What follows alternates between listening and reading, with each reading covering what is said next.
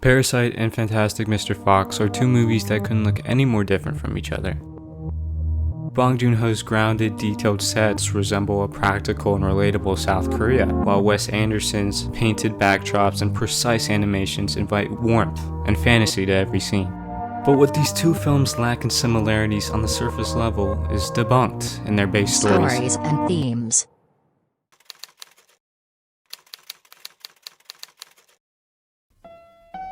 Setting and background is one of the most important story points for a movie to tell. It establishes societal norms and pressures, and it lets us see where a character is, physically and mentally. It would give an audience an idea of why they would change their current situation. 이거 좀 보세요.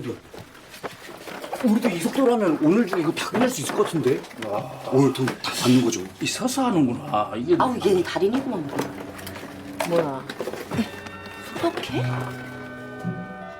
Within the first 5 minutes of Parasite, we already know what Kim and his family want and why they want it. Living conditions are rough, and the family is struggling to stay afloat. But when a friend of the family comes to visit, he literally and metaphorically comes with opportunity, offering a tutoring job to Ki-woo. It's what sets off the chase after the dream, the desire, and it brings the viewer into the next act. No, it just falls straight right down. Whew. I guess it's not spring-loaded. I'm pregnant. About 12 years ago, Mr. Fox realizes one thing that's going to change his whole life. He's going to be a dad. He's going to have cubs, which means he's going to have to quit his line of work as a chicken thief. And he does. These days, Mr. Fox writes columns for the paper. He writes them in his foxhole. Not unlike Parasite, the protagonist displays contempt. He doesn't want to live here, and he's going to do something about it. Come see, come saw. Anyway, the views are better above ground.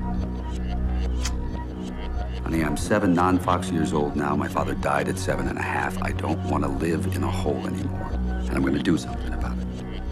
It would be in this moment that Mr. Fox decides to change his life. But to do this, he's going to have to change himself. There's no denying the urge of wanting something more, something only money can buy. We've all been there. And in a lucky chance to climb the ladder, or a promise for a better life, these guys want materialistic change, and they're not going to waste a golden opportunity on playing fair. Both of these movies match each other's themes of theft and blurry morals. We need supporting characters to either encourage or denounce our protagonists where they stand. Are you cussing with me? No, you cussing with me? Don't cuss and point You're at me. gonna cuss with somebody. You're not gonna cuss with me, you little cuss. With me.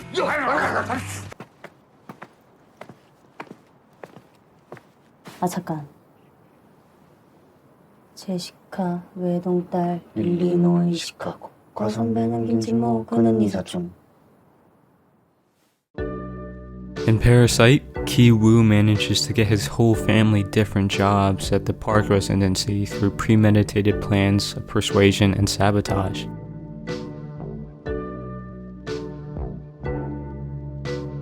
When the parks are away for a camping trip, the Kim family is able to bask in their hard work in their new house. But there's this one scene I'm stuck on where Kim shows a different side of himself. 기우야. 그것이 왜 윤기사 윤씨 맞지? 원래 이 집 운전기사던 놈. 네, 임기사. 그 친구는 지금 다른 데서 일하고 있겠지? 일자리 구해가지고. The audience learns that Kim is feeling guilty. He admits guilt. But Kim's family quickly brushes it away, dismisses it, and they remind Kim that they are the victims. It represents something deeper for Kim and his family. There is undeniably culpability there, and with that, there is a warning that Kim and his family might be pushing their luck, and that maybe they're running out of time.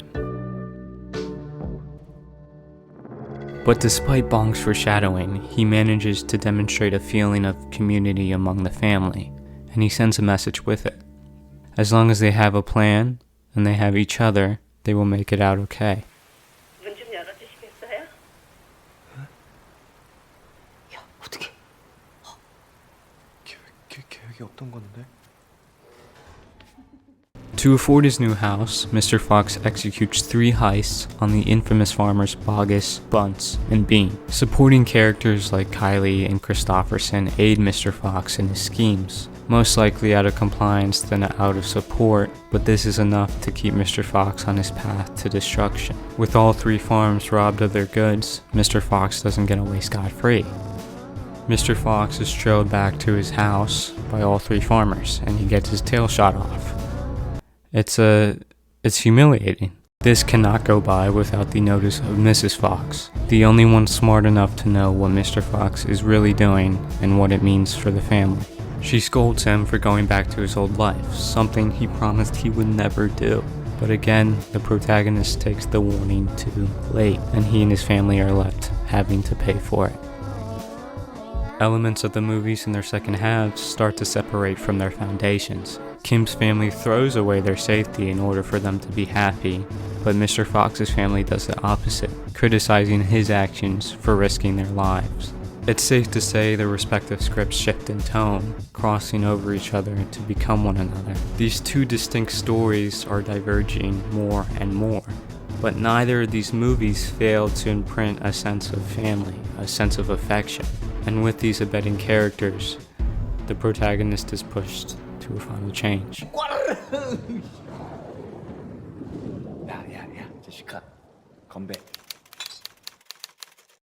The low points of these films match each other like a puzzle piece. It's really uncanny in a way. Kim and his family come home to a flooding house, and the farmers demolish Mr. Fox's newly purchased home. Both families are left devastated, leading to the recognition of bargaining and hopelessness from Kim and Mr. Fox. With the loss of both of their houses, Kim and Mr. Fox have no choice but to proceed with their plans, even if there's no plan at all. This is the point where these 2 movies divide equally, almost in the exact same opposite direction, and that's what makes them even more similar than they were before, their synchronized differences. Throughout the film, Kim shows remorse and relief, and out of everything that's happened, the audience can see that he holds enough humanity to know what's right from wrong.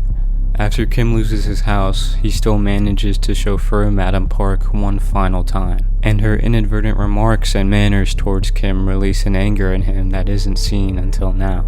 But even when the audience sees Kim at his angriest, he's still trying to forgive. He tries convincing himself that his rich employers are only ignorant because of their money, and that they're trying their best, truly.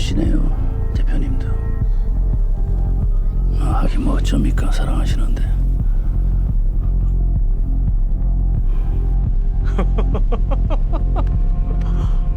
아이 그럼요. 사랑하죠.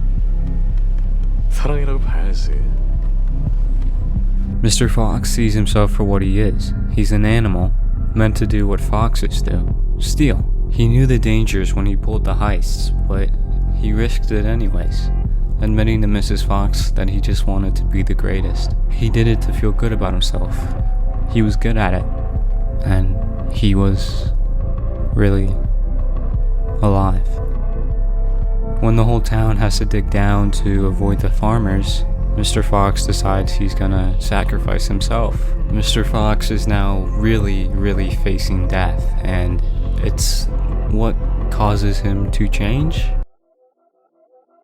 When a seething Yonsei comes out from the bunker to murder his wife's killer, catastrophe comes upon an innocent birthday party, and Kim witnesses both his children covered in blood. But in all this chaos, Kim can stay calm until he sees Mr. Park, who covers his nose in disgust at the smell, a smell that represents poverty. So Kim snaps, and it's only after this tragedy that Kim can allow himself to change. He crosses a line that he can't come back from, and he enters a new part of himself. My suicide mission's been canceled. We're replacing it with a go-for-broke rescue mission. After a chance encounter with Rat, and maybe because of his ego, or maybe because of his family, Fox decides he can't let himself go just yet. So he comes up with a plan to save Christopherson and the whole town. With luck on Fox's side, he's able to overcome his grandiosity, and he saves the day. In the resolution, Fox can see himself for who he's meant to be. He's not part of the wild, and he's meant to be civil, like all good fathers. Fox isn't an animal, and he never was. He's a dad.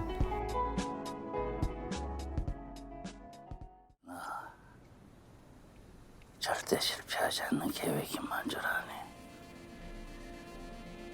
무계획이야, 무계획. No plan. But Parasite leaves little room for hope. Kim is devoid of luck, and as a consequence, he loses the motivation to form a plan, acting out of initial rage towards indirect oppressors. In the beginning of the movie, Kim starts out as a father with a plan, and he loses it to become a primitive form of himself. The tones of Parasite and Fantastic Mr. Fox are what push their characters in different directions, but they sort of stumble on the past versions of themselves. These contrasting reflections are incredibly balanced, and it makes the films a mere homage to each other. Bong and Anderson take a story with matching roots, but they grow it into their own work full of opposing tones. These scripts are like trees, and they've got branches growing over each other from overlapping themes of theft and retribution. And they both stand to show that an unlawful journey from rags to riches always ends up where it started. And in the end, the stories reach separating resolutions of hope and desperation.